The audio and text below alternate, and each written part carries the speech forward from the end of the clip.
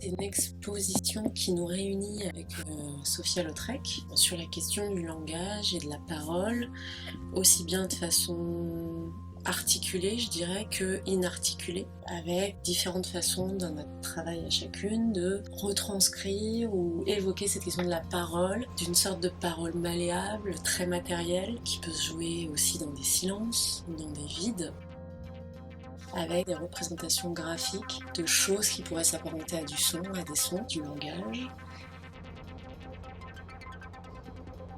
L'exposition commence à l'extérieur de la BF15 puisqu'elle commence avec une intervention sur les vitrines. C'est une longue poésie qui parle de thématiques qui me tiennent à cœur, qu'on retrouve constamment dans ma pratique, que ce soit la question de la matérialité, des matériaux, du langage, mais aussi du volcan, puisque je développe depuis quelques années ce que j'appelle ma mythologie personnelle du volcan.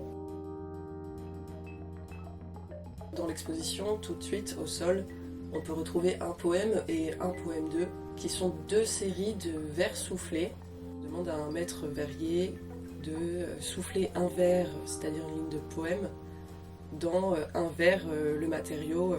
Et c'est le souffle du maître verrier de Simon Muller qui donne forme à la sculpture, comme une tentative de mise en évidence de la matérialité de l'écriture et notamment de mon écriture poétique. Pulsion Continua s'inspire directement d'une autre histoire, une histoire proustienne, où Proust augmentait ses propres manuscrits, ses propres textes avec des pièces de papier découpées qui collaient. Et Proust, au lieu de à peine corriger son texte, lui continuait à écrire son livre. J'ai repris cette idée pour en faire un dessin ou une peinture. Il y a l'idée d'une inscription graphique, on lit, bien sûr on est dans le lisible, on est dans ce qu'on connaît du texte et du mot, mais on est quand même tout le temps face à une image. Et moi je fais pas de hiérarchie en fait dans mon travail entre le mot et l'image. Sur le rebord de la fenêtre, on peut retrouver deux petits objets qui sont un livre d'artiste composé de photographies, de textes et une petite pierre.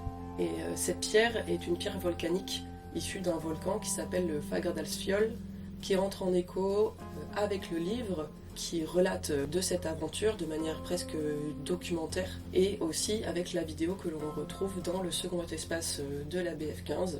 Donc ces trois éléments qui font récit renvoient aussi à mon intérêt pour ces questions de matérialité et surtout les matériaux que l'on peut faire réchauffer, couler, refroidir et recuire à l'infini et qui finalement à chacune de ces étapes se cristallisent sous différents états.